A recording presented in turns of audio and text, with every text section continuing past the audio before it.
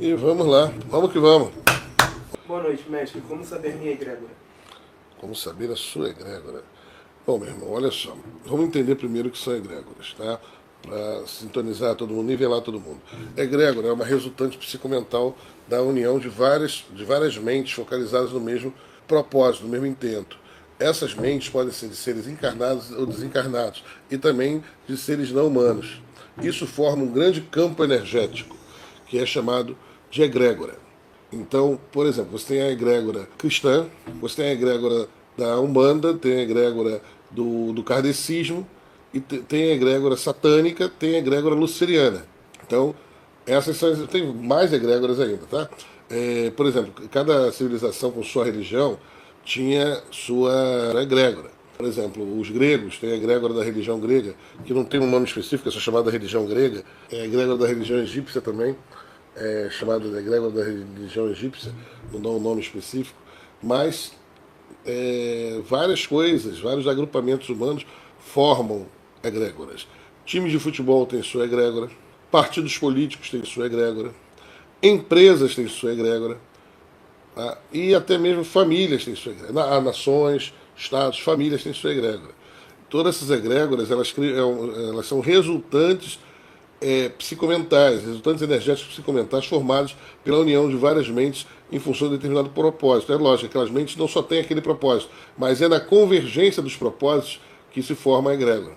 Então nós, lucerianos, temos a nossa egrégora, formada pela convergência das mentes, do propósito, né, dos lucerianos, dos intentos dos lucerianos em relação ao nosso autodesenvolvimento, às nossas crenças, a própria obra de Lúcifer.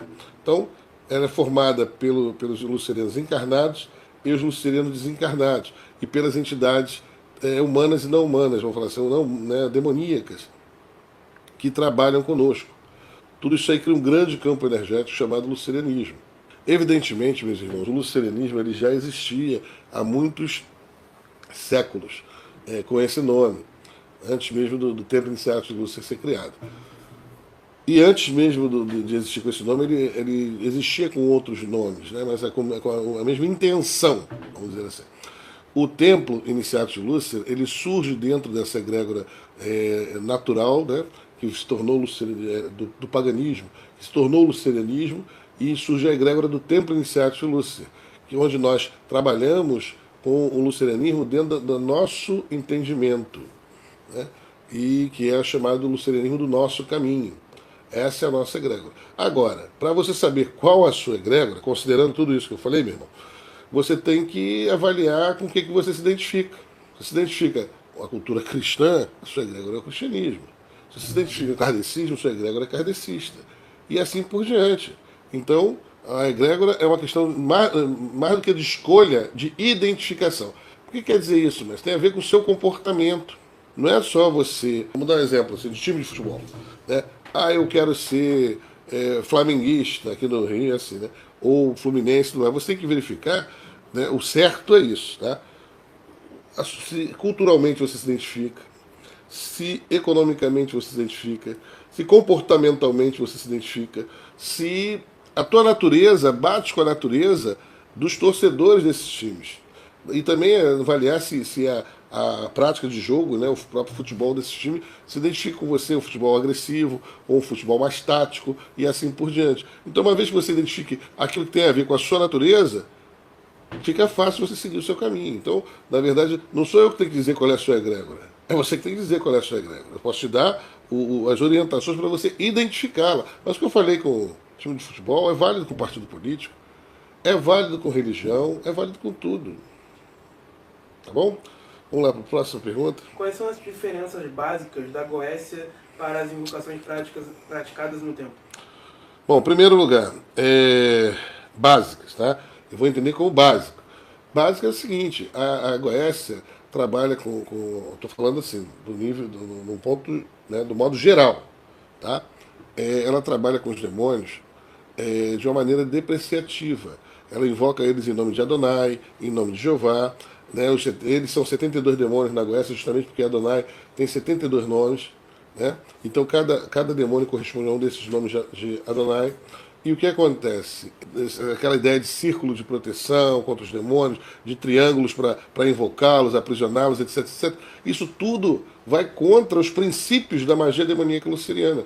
Nós jamais invocamos os demônios em nome de seu adversário, de seu inimigo, né? De Jeová, e de Adonai, enfim, assim por diante. Do Deus, né? Do Deus judaico-cristão. Nós não invocamos eles submetendo-os a esse Deus. Tá? Então, nós não invocamos os demônios e usamos o nome dessa divindade para controlá-los. Já não trabalhamos com anjos, que são os daimons que servem a Jeová, servem a Adonai, servem ao Demiurgo. E nós não usamos círculos de proteção para nos proteger contra os demônios que invocamos. Então, o que acontece? Nós não os aprisionamos, não invocamos eles e assim, aprisionando-os em triângulos e não nos colocamos em círculos de proteção contra a ação daqueles que invocamos. Pelo contrário, nós trabalhamos com eles, então nós não nos protegemos deles. Sabe? E jamais os invocaríamos submetendo-os em nome de Adonai, de Jeová e assim por diante. Então, nós não trabalhamos com os 72 demônios da Goécia, não trabalhamos com os 72 nomes de Jeová, e enfim. O pessoal do Backstage veio aqui e mandou recomendar o vídeo do meu canal, que é o Porquê Eu Não Pratico Goécia. Seria o ideal mesmo. Tem um vídeo no canal aberto, aqui mesmo, nesse canal, que fala sobre por que eu não pratico Goécia. Lá eu vou me aprofundar mais no tema, tá bom? Aproveita, dá uma assistida lá nesse vídeo, que você vai ter mais informações detalhadas. Vamos lá? Mestre, para a invocação é necessário fazer a estrela de 11 pontos?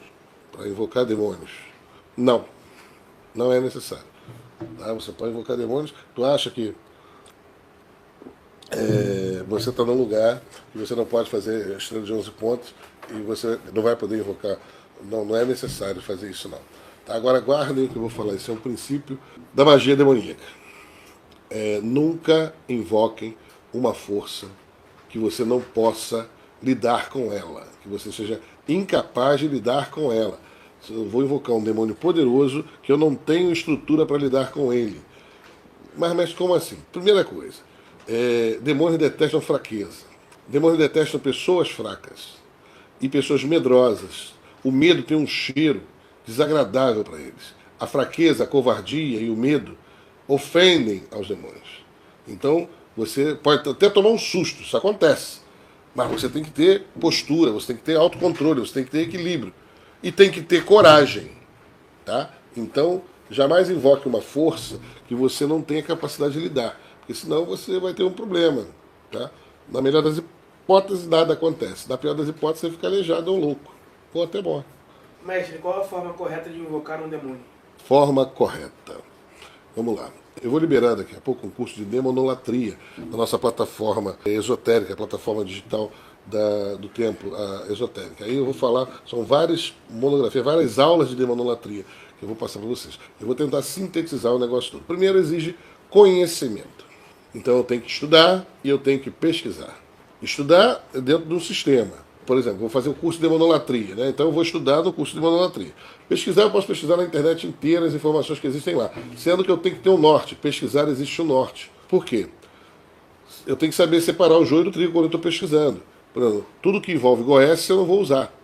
Toda informação que eu tiver sobre determinados demônios, por exemplo, se eu for invocar Hecate, por exemplo, toda informação que eu tiver sobre Hecate, eu vou avaliar se é coerente com aquilo que eu estou estudando, qual é a egrégora que eu faço parte. Esse é o meu norte. Pesquisar, eu posso pesquisar tudo. Só que para utilizar, eu tenho que utilizar de acordo com o meu norte. E o meu norte é a egrégora que eu trabalho, a egrégora luceriana da nossa obra. Bom, então eu já estudei, já pesquisei, aí eu vou também me preparar física e psicologicamente para isso. A princípio, os demônios não exigem muito grau de pureza. Não exigem um grau de pureza, não. A não ser que eu não posso fazer isso bêbado, nem drogado. Se eu for invocar um demônio bêbado e drogado, né, tem algumas entidades que não curtem isso, não, porque a minha mente fica desfocada, a minha mente fica errática. Existe um ponto de consciência no nosso aura chamado ponto de aglutinação, que representa o nosso foco mental. E esse ponto de aglutinação fica errático. Então eu não consigo me concentrar. Então como é que eu vou conseguir, balbuciando, delirando, me comunicar corretamente com o demônio? Isso vai gerar ruído na minha comunicação com ele. Então eu tenho que estar preparado física e psicologicamente também. Então eu não posso estar doente, né, com dores, eu não posso estar febril, não posso estar delirante, eu não posso estar drogado, nem posso estar, né, com qualquer droga lícita ou ilícita, não posso. Tá? Ah, mas mestre, eu não posso beber para invocar? Pode. Eu não falei que você não pode beber, eu falei que você não pode estar com o estado de consciência alterado. Entendeu? Então, feito isso aí já é o básico. Aí vamos falar assim, é o conhecimento e as condições psicológicas do mago. Ele tem que ter coragem, ele tem que ter equilíbrio, ele tem que ter foco, sabe? Não podendo ter medo, ser covarde, não podendo, enfim, estar desequilibrado. Então temos o preparo, né, do conhecimento, da pesquisa e as condições psicológicas do mago. E físicas e psicológicas do mago. Por mais que tu vai invocar demônio tendo piriri, né? Pô, vai ser complicado. Você no meio da invocação tem que sair correndo para o banheiro. Então isso não é legal. Se você está doente, está com algum problema que vai exigir, não deixa você ter força, postura, equilíbrio suficiente, né? Força, né? Você não deve fazer isso. Bom, dito isto, vamos às condições locais. Você deve procurar um lugar que você não seja interrompido para fazer isso. De preferência, um local apropriado. O local apropriado é um templo, um santuário, uma área que seja uma sala, um quarto, separado para isso, que você vai preparar adequadamente. Você vai limpar o local energeticamente, vai bater erva, vai jogar, passar coisas no chão, para limpar o local energeticamente. Ou então, se vai ser numa área aberta, você vai preparar magicamente o local, limpando o local energeticamente, fazendo um grande círculo, então definindo aquele espaço como uma área sagrada, onde você vai trabalhar. Um círculo bem grande. Você vai trabalhar dentro desse círculo. Então você vai limpar, vai incensar esse círculo todo, vai espargir, né, determinadas porções nessa área toda, vai fazer uma fogueira no meio, ou pelo menos botar 4 tochas, uma em cada ponto cardeal, e vai fazer as invocações dos guardiões nos pontos, né, que vão guarnecer aquela área sagrada. Seja ela um quarto, não vai botar tocha no quarto, não, nem fogueira no quarto, né, gente? Eu falei isso numa área aberta. Depois não vamos falar que eu recomendei fazer incêndio, não. A questão da tocha, da fogueira, é quando você vai fazer invocações em local aberto, numa clareira, numa floresta, lugar assim. E tome cuidado com incêndios, tá? Outra coisa, se for num quarto, mesma coisa, você vai limpar o quarto todo e tal, e vai fazer a invocação dos guardiões nas 4 direções, na verdade, nas 5 direções. Na verdade, nós trabalhamos com mais dimensões, tá? Mais direções. Norte, sul, leste, oeste, zênite, que é em cima, e nadir, que é embaixo. Feito isso, você pode invocar o demônio, sabe? De uma maneira segura. Então você não vai invocar um demônio num asilo de louco, sabe? Você não vai invocar um demônio num asilo, né, abandonado, ou numa penitenciária. Quer dizer, o ambiente está sujo energeticamente, cheio de larvas, cheio de lêmures, cheio de quiumbas, cheio de fantasmas. Isso aí, quando você for invocar a entidade demoníaca num ambiente desse, você vai acabar atraindo seres negativos. Sabe? O que você vê, por exemplo, nesses filmes de Hollywood, é isso. O pessoal já viu? O pessoal vai, um grupo de adolescentes, ou um bando de maluco, bebendo pra caramba, se drogando a beça, vão para uma penitenciária abandonada, ou para um asilo de loucos abandonados. Aí eles vão para lá, e de sacanagem, não estão fazendo nada, não estão fazendo porra nenhuma mesmo. Eu tenho aqui um grimório aqui, vamos invocar um demônio. Porra, cara, isso dá merda. Vai invocar o cara, quer dizer, para um ambiente insalubre, a frequência do lugar e a postura, estão drogados, estão de sacanagem, não tem foco, não tem concentração, não tem conhecimento, não tem nada, tudo errado. Local errado, ambiente despreparado. Quer dizer, o que vai invocar? Aquela merda que dá em filme de Hollywood. Um demônio, porra, quando eles conseguem invocar alguma entidade demoníaca, é um equivalente a um animal selvagem da dimensão demoníaca. Como se fosse um tigre, um lobo, sabe? E o que acontece? Esse ser desce, e ao descer, né, ao ser invocado, ao se manifestar, ele entra num trabalho de destruição daquelas pessoas. Imagina se você vivesse em outra dimensão, que não a nossa, e invocasse um tigre para a sua dimensão. Né, do nada, assim. O que o tigre vai fazer? O curso de magia prática de bruxaria luceriana, que tem lá na esotérica, você consegue ter na Dark Magic também, o curso de bruxaria luceriana, que está disponível na Dark Magic para aquisição. Lá eu ensino, tem lá uma videoaula onde eu ensino a preparar um ambiente para a invocação demoníaca. Tá? Isso vai te ajudar. Só lá são 79 vídeos, se eu não me engano, sobre, no curso de bruxaria luceriana, 79 magias, né? 79 feitiços, 79 práticas de bruxaria que você pode lançar a mão. Ali eu ensino, é igual a Ana Maria Braga fazendo aqueles pratos, eu ensino lá a fazer trabalhos de bruxaria. Tá? Então essa paradinha aí tem. Vamos lá? Mestre, podemos aprisionar algum indivíduo que desencarnou perverso em nome de Lúcifer para nossos interesses? Pô, mas bacana pra caralho isso. Perverso, inclusive. Quem é mais perverso? Pô, olha aí, tu tá candidatão fortão, hein?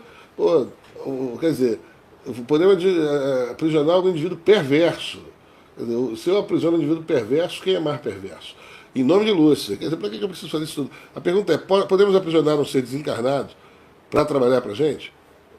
Olha, aprisionar seres desencarnados é possível sim, mas em determinadas condições e quando você tem capacidade para isso.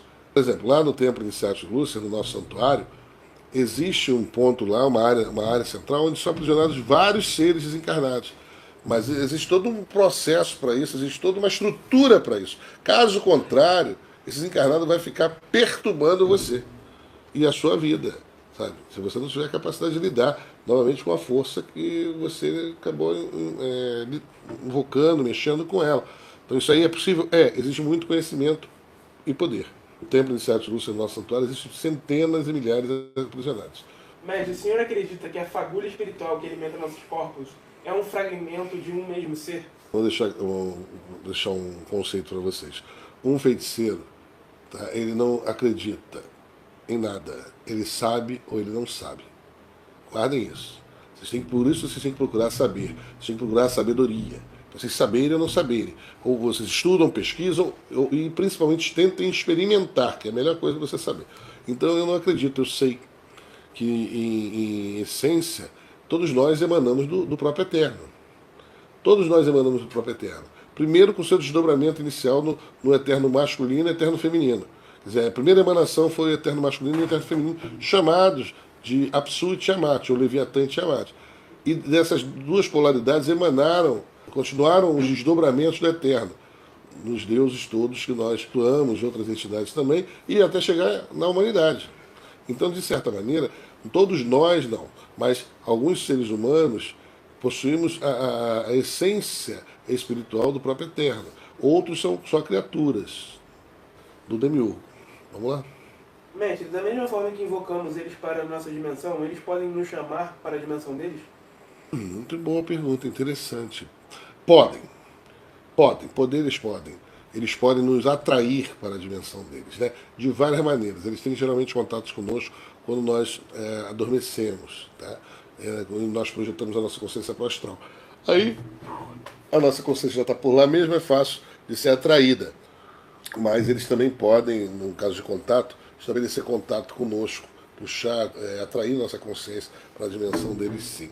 Eles podem fazer isso. Nosso corpo não, mas nossa consciência sim. Muitas das vezes, quando você está vendo um demônio ou uma entidade, você não está vendo no estado de vigília completo. Tua consciência já está, você está vendo, está percebendo no astral. Então tua focalização de consciência mudou do físico para o astral. Mas poderia explicar a diferença entre evocação e invocação? Bom, segundo o conceito, olha bem o que eu vou colocar para vocês. Eu vou dar o conceito da magia demoníaca luceriana. Você pode encontrar outros ocultistas definindo outros conceitos. Tá? Conceitos no ocultismo, por exemplo, quer ver, o conceito de chakras. Às vezes há conceitos divergentes. O conceito de chakra. Cada escola define os chakras com uma cor diferente. E a maioria geralmente trabalha com 7 chakras, mas tem outras que trabalham com a localização deles em lugares diferentes, cores diferentes e assim por diante. Então, por exemplo, o conceito de invocação e evocação no lucerianismo do nosso caminho é o seguinte: na invocação você chama a entidade, você está chamando a entidade para se manifestar de alguma maneira, pelo menos com a sua consciência, com a sua força no local de invocação.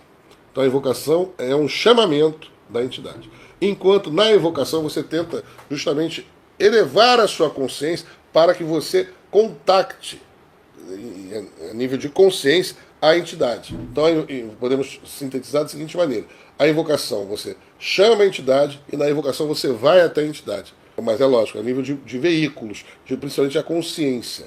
Tá? Então você está procurando elevar a sua consciência e sintonizá-la com a entidade. Isso, no lucerianismo do nosso caminho, é uma evocação.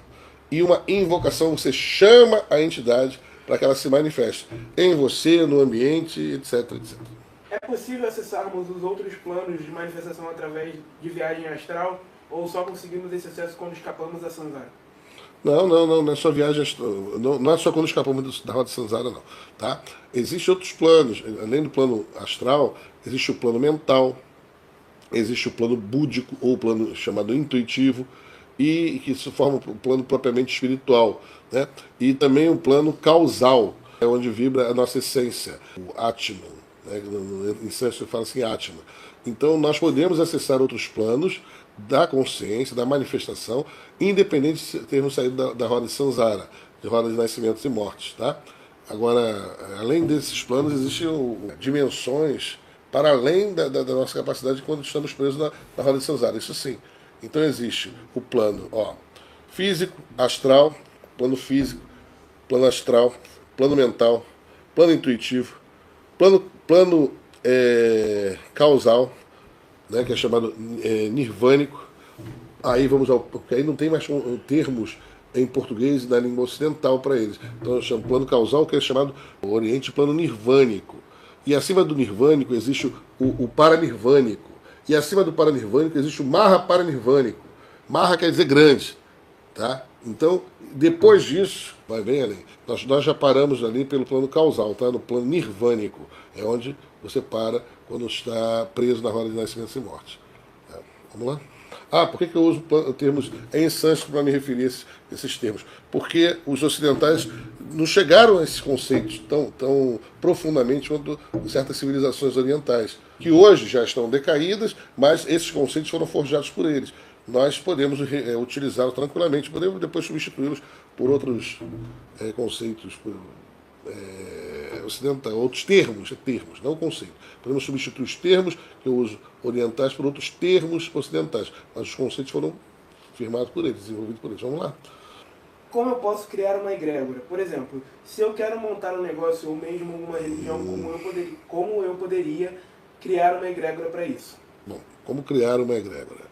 Nesse ponto eu vou fazer uma citação do livro das mentiras, a Bíblia. Segundo o livro das mentiras, o próprio Yoshua, ele se dirige aos apóstolos dele e fala: quando um ou mais de vocês se reunirem em meu nome, eu estarei entre vós. Como se ele falasse desse jeito, todo rebuscado, né? Todo sofisticado. A gente falou: quando vocês estiverem aí junto aí, bebendo uma cachaça no meu nome e lembrarem de mim, eu vou estar presente aí também, tá? Estou na área. Mais ou menos isso que ele deve ter dito, mas aí o cara falou: não fica bom falar assim, de outro jeito aqui. Mas enfim, aquilo que ele está falando é justamente a coisa básica. É meio complicado criar uma egrégora, mas 2 em diante, 3 é o ideal para criar uma egrégora. 3 pessoas com o mesmo propósito criam uma egrégora. Tá? Uma pessoa pode criar uma egrégora? Pode, mas ela geralmente vai agregar pessoas. Ela vai buscar pessoas para formar egrégora. Ela pode conceituar uma egrégora, mas ela vai precisar da energia psicomental de outras pessoas também para gerar resultante. Então a egrégora é a consciência de A, de B, de C, focada no único propósito. Imagina, eu vou criar um time de futebol, eu sozinho, vou chamar um time de futebol do eu sozinho. Escola de samba do eu sozinho. Não vai rolar. Mas eu posso ser o idealizador da escola de samba. Eu posso ser o idealizador do time de futebol, do partido político, da empresa, né? Porque a empresa, eu sou o dono da empresa. Mas geralmente você vai conseguir sócios, você vai conseguir, no mínimo, diretores, você vai conseguir funcionários, e assim por diante você vai gerar a sua egrégora. Então, para gerar egrégora, eu preciso de pessoas focalizadas naquele mesmo propósito, naquele mesmo objetivo. Aí eu tenho a egrégora. Mestre, minha namorada é cristã, ela sugeriu para eu acompanhar ela na igreja. Eu não vou adorar, ou qualquer forma de reverência. Como poderia proceder nessa situação sem ferrar para o meu lado? Cara, olha só, nós lucerianos somos tolerantes, somos extremamente tolerantes. É engraçado que nós, né, somos tolerantes. Quem não são tolerantes são os cristãos. Porque é engraçado isso, eles pregam sobre a religião do amor e tudo mais. É engraçado eu recomendo que ela não saiba que você seja luceriano, tá? Mas é engraçado ela chamar você para ir à igreja dela, independente da sua religião, Se você chamasse ela para assistir um culto no templo, em Seattle de Lúcia, com certeza ela ficaria chocada e simplesmente, com certeza, não vou falar assim, da maioria das 90% das pessoas ficaram chocadas e não iriam. Mas você se sente na obrigação de ir assistir um culto cristão, porque senão vai ferrar para o seu lado. Isso já está esquisito, porque independente de você ser luceriano ou não, você podia ser umbandista, você podia ser kardecista, você podia ser agnóstico, né? Mas eu acho que você não ir a um culto religioso de uma pessoa que professa uma determinada fé não deveria ferrar para o seu lado. Isso já demonstra uma intolerância religiosa muito grande. Eu sou agnóstico, eu não pratico, eu prefiro não ir à igreja. Eu pego você na porta da igreja. Eu sou budista, por exemplo, pode dizer que é budista, e falar assim, pô, eu sou budista, eu não sigo o cristianismo, então eu não, sabe, eu pego você na porta da igreja. Mas se o negócio vai ferrar pro seu lado, a situação já está errada pra caramba, rapaz. Isso aí vai ferrar pro seu lado pra caramba. Aí imagina, vocês se casam, nada contra casar com cristão, deixar de casar com cristão. Mas, e também não se deve falar para o cristão que você é luciferiano, tá? Porque vocês são luciferianos. Mas você pode dizer que é taoísta, que é uma religião que o pessoal quase não conhece, que é budista, que, sei lá, que é agnóstico. E cada um se respeita. Eu acho interessante na casa da minha mãe, é assim, né? Eu fui visitar minha mãe essa semana, e lá é assim, um é católico praticante, meu irmão frequenta lá a igreja todo domingo, minha mãe também. Minha irmã é kardecista, o meu irmão que é praticante do catolicismo é casado com uma macumbeira, sabe? Eu sou luciferiano, tem irmãos que não acreditam em nada, e lá ninguém briga. A gente evita ficar falando de religião, falando mais de princípios comportamentais, né, sociais, de comportamento, de ética, e não de religião propriamente dita. E ali ninguém quer converter ninguém. Meu irmão não me chama para ir para a igreja, eu não chamo ele para ir para o templo de Seattle de Lúcia. E assim as pessoas vivem bem, né, gente? Agora, se você não pode deixar de frequentar a igreja da sua namorada porque vai se ferrar, eu acho que vai ser complicado vocês avançarem nesse relacionamento. Não por você ser luceriano ou por ela ser cristã, mas por uma questão de falta de respeito e intolerância do modo geral, né? Vamos lá? Se fizermos um pacto com Lúcifer após realizar um trabalho de destruição, isso aumenta a força do trabalho? Aumenta, mas aumenta a força do trabalho, sim, claro. Vamos lá, gente, vamos entender uma coisa. Eu volto a falar com vocês. Lúcifer e os deuses demoníacos lucerianos se comprometerão com você na medida que vocês se comprometerem com ele. Nem mais nem menos, eles não são otários. Então fica a gente só pedindo, igual que a nossa egrégora é um baleiro, onde você pode meter a mão e pegar o que você quiser. Não é assim que funciona, não. Eles vão fazer e aumentar o compromisso deles com vocês, se empenhar cada vez mais, na medida que vocês se comprometem com eles. Nem mais nem menos. Vamos lá? Mestre, o pactuado tem proteção extra na hora de lidar com os demônios? Tem, claro. Mas para lidar com os demônios, ele tem proteção extra, no modo geral, mas não para lidar com os demônios. Os demônios que nós lidamos, nós não precisamos de proteção. Novamente, isso é a visão da Goécia. Tem que ter proteção para lidar com os demônios, é a visão da Goécia. O pactuado tem proteção extra dos demônios. Tem o maior comprometimento deles em ajudá-lo, em protegê-lo, em ampará-lo. E não em protegê-los contra eles. Não tem sentido. Isso aí é uma visão goética. Que tem que haver uma proteção com os demônios, porque os demônios podem nos atacar, nos agredir. Olha, para te atacar e te agredir, você terá que ter provocado eles, como qualquer coisa. O meu cachorro, que se eu pisar no rabo dele, ele vai tentar se defender. Sabe? Então, assim, se você não fez nada disso, pô, imagina, engraçado, o meu cachorro é um American Bully, eu não me defendo dele. Eu mexo na comida dele quando ele está comendo. Porém, eu também não bato na cara dele quando ele está comendo ou quando ele está sentado, senão ele vai tentar se defender. É natural, eu também faço a mesma coisa. Então nós não precisamos da proteção dos demônios contra eles mesmos, porque o pacto é feito com Lúcifer e os 11 demônios luciferianos. Então, por exemplo, os demônios vão me proteger dos próprios demônios. É meio incoerente isso, né? Vamos lá? Mestre, acender uma vela com uma oferenda já é considerado uma invocação ou é algo mais complexo? É algo mais complexo. Você acender uma vela com uma oferenda não é uma invocação. Você precisa ter todo um salam aleikum. Mestre, sou luceriano e fui convidado para um batismo de uma criança na igreja católica. Inclusive queriam que eu fosse padrinho. No ato neguei, pois não entro em igreja. Fiz o certo? Meu irmão, olha só. Vamos falar assim, eu acho que você foi coerente, mas vamos avaliar a situação do certo ou errado. Primeira coisa, nós podemos frequentar a igreja? Nós devemos evitar frequentar a igreja. Nós lucerianos devemos evitar. Mas imagina que eu seja convidado geralmente quando eu sou convidado para casamentos, batismos e tudo mais, eu prefiro ir para as festas e levar um bom presente. então dou uma desculpa, então não vou na igreja. Eles não vão no nosso santuário, eles não vão no nosso templo, então não vou na igreja deles, é simples assim. O cristão, se tu chamar o cristão, olha, vai haver uma consagração de criança lá no templo, você vai? Ele não vai. Aonde? É o templo iniciado de Lúcia. Ele não vai. A minha mãe é católica. Quando eu chego com ela no templo, né, estou dando a carona para ela alguma coisa, eu desço ali e o meu motorista leva ela para casa. Ela não desce do carro na porta do templo. E nem eu convido. E se eu convidar, ela não vai descer. Porque ela não vai entrar dentro do templo, nem no portão do templo. Entendeu? Então, assim, engraçado, os cristãos nesse ponto eles são coerentes. E parece que é uma grande intolerância nós falamos assim, eu não vou à igreja. Tá? Agora, a princípio, no caso de eu precisar entrar numa igreja, sabe, eu não participo de cerimônias cristãs de maneira tipo batismo, casamento e coisas do gênero. Acho que eu tive casamento que eu digo assim, ser padrinho. Quer dizer, eu fui, geralmente eu vou para as festas e levo um bom presente. Não preciso dizer que eu não entro em igreja, não vou em igreja, não falo assim, olha, pô, talvez não dê, que eu tenho compromisso, mas eu vou no seu casamento, estarei lá, então quando eu chego, procuro os noivos, cumprimento eles, levo um bom presente, e eles estão cagando e andando, para se eu estava lá na igreja, naquele centro, levanta e tudo mais lá.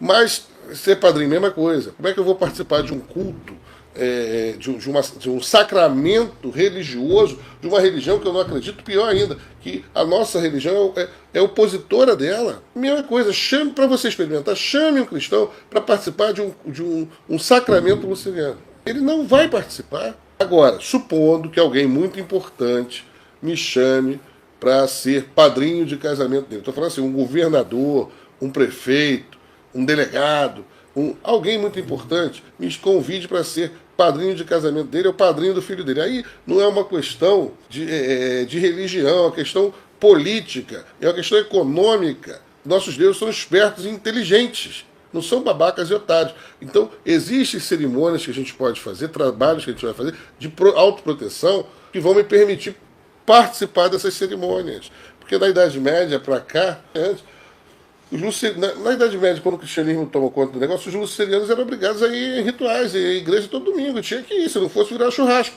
Então, nós somos capazes de entrar na igreja. Nós podemos fingir que participamos das cerimônias deles. Num caso de extrema necessidade. Mas mesmo nesses casos é bom fazer um trabalho de proteção. Vamos lá? Vou fazer isso aqui. Mestre, o senhor sabia que Jesus é Lúcifer? Pô, não sabia, rapaz! Caramba! Breaking news! Eu gostei de você me informar. Na verdade, não sabia. Isso é ridículo. Porque, olha só, gente, não vamos nos confundir. Vocês ouvem o galo cantar e não sabem aonde. Lúcifer, antes de ser um nome, ele é um conceito. Que quer dizer, ou vamos dizer diferente, de outra maneira. Lúcifer, além de um nome, é um conceito. Quando eu falo, por exemplo, Maquiavel. Maquiavel, né, ou quando eu falo, é um nome associado ao maquiavelismo. Mas no caso de Lúcifer, a coisa é mais específica ainda. Porque Lúcifer quer dizer o portador da luz. E no decorrer do cristianismo, quando Lúcifer não era... Porque Lúcifer é um deus romano. Quando Lúcifer não era considerado inimigo dos cristãos, eles faziam até casamentos cristãos, onde eles têm uma invocação lá de Lúcifer no casamento cristão do início do cristianismo. Tem várias invocações. Era Lúcifer que conduzia a noiva, né, dentro desse rito cristão primitivo. Porque Lúcifer não era o diabo, nunca foi associado com o diabo nem nada. A associação foi posterior. Também os cristãos associaram Lúcifer, o conceito de um portador da luz, ao conceito de Christus, grego. Então, esses são uma associação do conceito. Aí daqui a pouco parece um pessoal querendo criar um cristianismo luceriano, um lucerianismo cristão, porque os cristãos são assim, né? Eles aproveitam as oportunidades, eles surfam na onda. Eles combatem. Igual fizeram com aquele que foi chamado São Francisco de Assis. Eles combatem. Quando não dá mais, eles veem que cresceu demais, aí eles vão lá e puxam para dentro. Opa!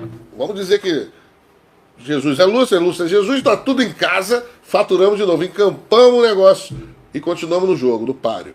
Entendeu? Então é isso que aconteceu. Então Lúcifer não é Jesus não é Lúcifer. O conceito de portador da luz foi atribuído ao conceito de Cristo, lá na época de Roma, mais ou menos por aí. Tá? Então, e esse é um conceito que pode ser usado, mas a entidade que nós nos referimos como Lúcifer não é Yoshua Ben Pandira, não é o Jesus bíblico, tem nada a ver com ele. Tá? Agora, mas há uma tentativa, eu já tenho observado várias pessoas oriundas do cristianismo tentando criar esse lucerianismo cristão, ou esse cristianismo luceriano, que é um anacronismo. Ó. Ele continua aqui, o próprio Cristo afirma isso na Bíblia, mas obrigado pela atenção. Né? Não, ele ter afirmado isso na Bíblia, merda nenhuma, para mim não vale porra nenhuma. Porque a Bíblia, eu sou luceriano, A Bíblia, para mim, é um livro como qualquer outro, igual Alice do País das Maravilhas, o Alcorão, igual qualquer livro, gente. É um livro. É sagrado para os... Eu acho engraçado. Sabe assim, não, mas tá na Bíblia. Né? Quer dizer, porra, não quer dizer nada. E outra coisa, ele afirmou isto. Afirmou, é mesmo. Tu tava lá, tá escrito. Que a Bíblia é o maior livro de ficção que já foi... Sinceramente, o maior livro de ficção que já existe. Cara, cobra que fala, virgem que pare, mar que abre, furacão de fogo. Caralho, olha, é brincadeira não. É engraçado que chamam a religião judaica de religião, mas a religião grega, nego, fala que é mitologia. Não, mas é mitologia, não tinha Hércules, não tinha Zeus, não tinha Hera, não tinha nada. Eu falo, é engraçado, a religião nórdica tu chama de mitologia, mas a religião judaica cristã é religião. Quer dizer, a religião do povo nórdico é mitológica, é ficcional, aquilo não existe, a Marvel aproveita para fazer um Thor. Quero ver o que a Marvel vai fazer, o Jesus. Né? Imagina, Jesus, aí vem a galera da Marvel, vem Moisés com seu cajado que abre mar, faz comida cair do céu. A gente está até precisando, pelo preço da comida, a gente está precisando que esses heróis assim. Parece café caindo café, picanha, cerveja, pô, essa é uma delícia. Mas voltando. Cara, o próprio Jesus ter afirmado isso na Bíblia não quer dizer patávinas. Por quê? Porque a Bíblia é um livro cheio de mentiras, falsidades e perversões. Pior que o jornal de pior categoria, que dizem que quando você torce, sai sangue. A Bíblia torce, sai sangue. Né? Um dos maiores genocídios da história é aclamado lá, que seria o dilúvio e tudo mais, né? Dito que isso foi só um arrependimento. O cara se arrependeu de que já eram seres humanos, não vou matar todo mundo. Vou matar todo mundo, sou um Deus bom, mas enfim, só faço coisa boa, não erro, mas enfim. E além disso, como é que vai se atribuir isso aí ao cara? O cara igual Sócrates, Yoshua Ben Pandira, isso que vocês não sabem, mas Yoshua Ben Pandira, como Sócrates, nunca escreveu uma linha. Isso foi escrito por pessoas que supostamente conviveram com ele. E no mínimo, 60 anos depois da morte dele. Pô, na boa, tu sabe que tomou café ontem, anteontem, semana passada, vamos lá, hoje é domingo. Domingo passado, domingo não, vamos pegar um dia menos, sexta-feira passada, você sabe quem tomou de café? Ano passado, você sabe quem tomou de café no dia 16/2 de 2024? Pensa no que você fez ou com quem você conviveu, que as pessoas falaram há 60 anos atrás. Então, ele próprio ter dito isso e nada é a mesma merenda. Para nego chegar, para ir além do horizonte que nós já chegamos, vai ter que ser uma raça dura, de gente duro, capaz de fazer sacrifícios pessoais, pessoas austeras, determinadas, com força de vontade. Essa gelatina royal que está espalhada, eu fazendo merchan, está espalhada na Terra, vai se derreter aqui dentro. Sinceramente, eu estou falando assim, seria cômico se não fosse trágico. Tu acha que os caras que saíram da Europa e conquistaram o mundo é igual essas lesmas que existem hoje em dia? Vamos pegar só os vikings. Eles atravessaram o oceano com aquelas caixinhas de fósforo deles, aqueles dracares, aqueles barcos. Tu já viu o que é oceano, mané? Tu viu a praia, tu viu um saveirozinho na perna da praia. Tu já viu o que é oceano, brabo? Já atravessei para Ilha Grande, o bagulho é pesado, mas não é oceano mesmo, pesadão mesmo. Oceano é um continente. São vários continentes, vamos dizer assim, de água. Tu olha para um lado, tu pode ir para caralho, tu não vai encontrar nada em outro. E ondas enormes. E os caras tinham culhão de subir naquelas caixinhas de fósforo, um machado e lança e espada, e atravessavam o oceano. Que tipo de os seres humanos eram esses?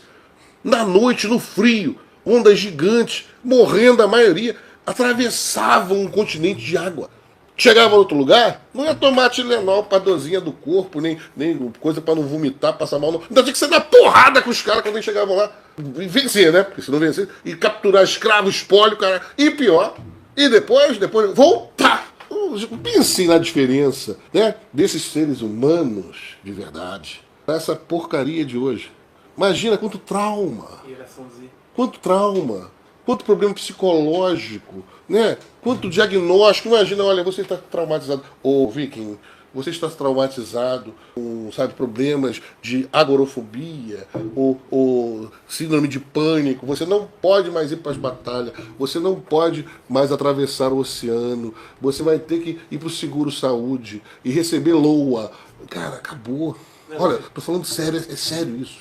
Se a humanidade não mudar, ela vai se extinguir. Isso é sério. A próxima pandemia mata todo mundo. E a pandemia pode não ser biológica, pode ser econômica, entre aspas, pandemia econômica, tá?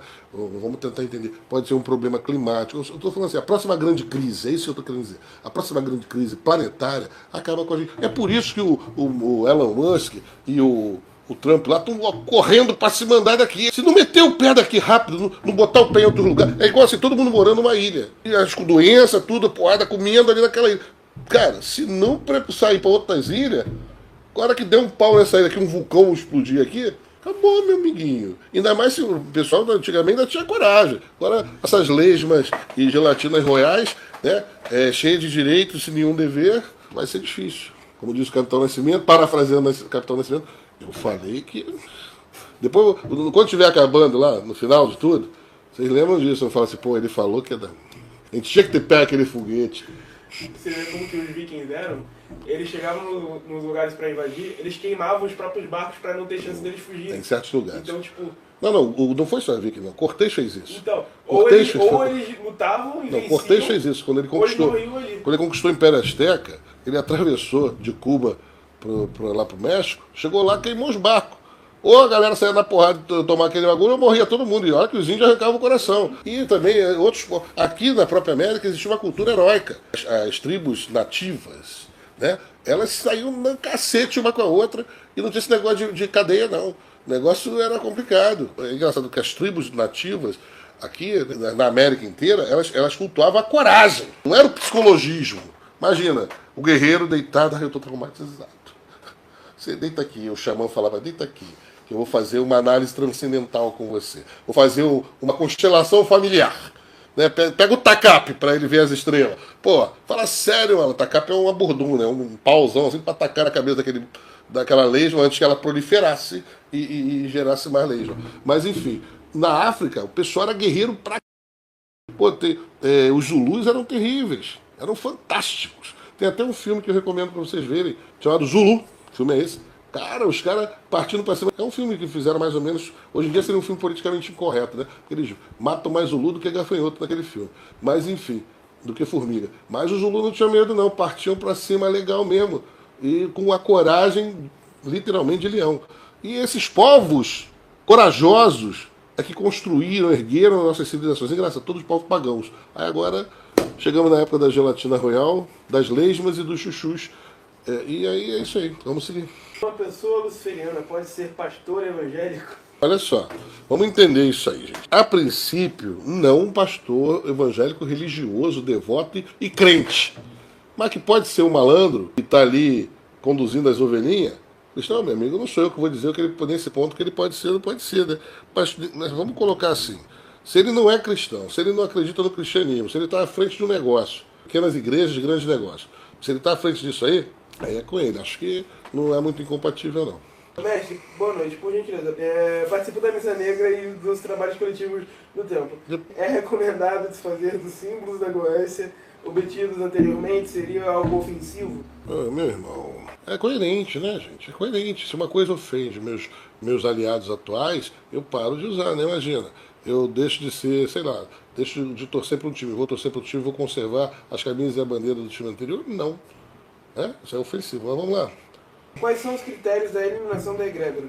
Você não pode ser luceriano cristão, você não pode ser um cagão, você não pode ser desleal, né? Não pode ser desleal, porque tudo, nossa egrégora se baseia em compromisso de homens e homens, seres humanos e seres humanos encarnados e desencarnados, seres humanos e daimons, e demônios. Se você não for desleal, você é perjuro. E como perjuro você já chegou nos critérios eliminatórios. Bom, meus irmãos, olha só.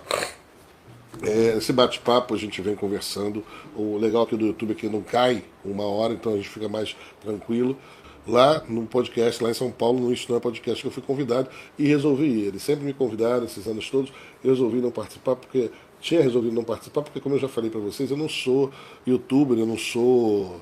sei lá, esse bagulho todo aí, que hoje em dia tem, né, que o pessoal fica usando o YouTube para se promover. Eu sou ocultista, eu sou magista. Mas eu resolvi prestigiar o Estudar Podcast, porque eu tenho acompanhado o trabalho deles, é um trabalho muito sério, vejo o nível da entrevista deles, e esse ano eu resolvi aceitar. Então, São Paulo, falando sobre a nossa religião, a religião luceriana. Então, prestigiem. Outra coisa que eu queria falar com vocês também é que nós estamos com a campanha Propague a Luz, A campanha Propague a Luz é uma campanha de arrecadação de fundos para a disseminação da obra de Lúcifer, para a reforma no Templo Iniciato de Lúcifer, para divulgação da própria obra, tá? E vários irmãos estão sendo convidados. Estou fazendo esse convite a você agora. Se você quiser colaborar com essa campanha, toda semana eu vou divulgar o nome dos irmãos que colaboraram com a campanha naquela semana. Nós tivemos aqui, a campanha começou agora há pouco, nós já temos aqui 24 irmãos que colaboraram, tá? Com qualquer valor, tá? Acima de R$100, tá, gente? Porra, não vem me colaborar com R$3, aí, porra, é brincadeira. Só o tempo que você vai perder, o tempo da gente contabilizar e falar aqui, é bobagem. É aquele negócio que eu falo pra vocês. Não vamos ser babaca nem otário. Lúcifer, os demônios lucerianos, vão se comprometer com você na medida que você se comprometer com eles, nem mais nem menos. Não sacanear eles, não vão te sacanear, pelo contrário, vão te tratar com respeito, vão te encher de poder e de sabedoria. E esses irmãos que eu vou citar aqui, os nomes deles também vão para o altar. Vão para o altar, vão ficar uma semana no altar. Uma semana no nosso altar, vibrando aos pés de Lúcifer, no nosso altar, para encher nossos irmãos de bênçãos, de proteção, para ajudar na abertura de caminho dos nossos irmãos. Então vamos lá. Deixa eu citar aqui os nomes. Quero agradecer, em nome da obra de Lúcifer, em nome do nosso templo, pelo apoio à nossa campanha Propague a Luz, a irmã Tétis, o irmão Maliaque, a irmã Medusa, irmã Dágana, Orco, Erebo, Tamuz, Orcus, Ordog, Sérgio Ricardo, a Giovanni, ao Rafael Alves, a Joyce, ao Igor, Catiane, Felipe, Exilton, André Luiz, Vinícius Mateus, Tamares, Caio, Ender, Bastet também, e Iblis. Meus irmãos, quando para ser citado aqui, você, representantes, pergunta a você como você quer ser citado, com nome de trabalho, com o seu primeiro nome, com o seu primeiro e segundo nome, para evitar, tem gente que, né, quer ficar mais discreto. Enfim, vai ficar no link, um Pix para doação. E detalhe, se você fizer a doação, manda seu nome, não manda no grupo não, né? Procura um dos nossos canais de comunicação, que são os representantes sociais, a Dark Magic, enfim. E manda, tem que mandar o comprovante, evidentemente, porra, não sou um babaca nem otário de acreditar no ser humano, o ser humano é foda, né? É da volta dos próprios demônios. Então, assim, manda o comprovante, manda o seu nome e diz como você quer ser citado. Então, assim, se você puder colaborar com a obra de Lúcifer, com doações a partir de R$100 para manutenção do templo, para obras de infraestrutura e manutenção do templo, e para apoiar a iniciativa de expansão da obra, vocês têm essa oportunidade de não só ficar falando e cheio de boas intenções, mas realmente, sabe, agirem. Não esqueçam, Lúcifer, os demônios lucerianos, e eu mesmo vou me comprometer com você na medida que você se comprometer conosco, nem mais nem menos, tá? E é lógico, você vai fazer o máximo que você puder, e esse máximo é reconhecido. Ninguém é bobo, a gente estava trabalhando magicamente. E se você fizer essa contribuição, toda semana eu vou pegar os nomes que colaboraram na semana e vou fazer um pedido especial eu mesmo e vou colocar nos pés da imagem, da nossa imagem de Lúcifer, que foi super trabalhada magicamente, foi consagrada com sangue. Há pouco tempo fiz feito um sacrifício de um pombo embaixo, de 11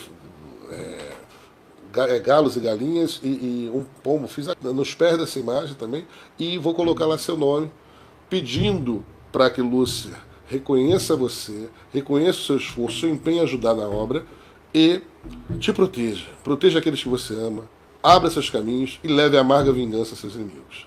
Agradeço a todos esses meus irmãos que colaboraram com esta campanha, com a campanha Propague a Luz. Espero contar com vocês. Boa noite a todos, que a luz de Lúcifer esteja com vocês, meus irmãos.